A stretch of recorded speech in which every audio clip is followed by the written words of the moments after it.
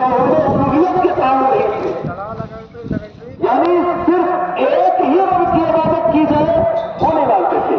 वो कभी कैसे हो सकता है किस रब की इबादत की जाए?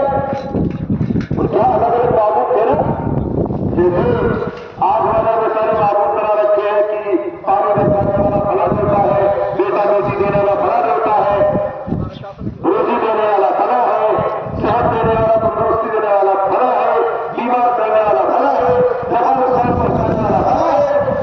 ऐसे ही मक्का को भी मामला था, वो भी ऐसे ही अलग अलग माबूद बना रखे थे।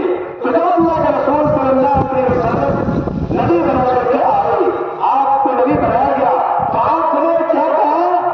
क़ूलू ला इलाहा इल्लल्लाह। कहा कहे लोगों, इस बात के करार कर लो कि अल्लाह के अलावा कोई माबूद हकीकी नहीं है, सिर्फ एक ही रब है बस। ये जो मुख्तलिफ बनाए हुए हो कि फला फला फला फला काम करने वाला है, ये कुछ निश्चय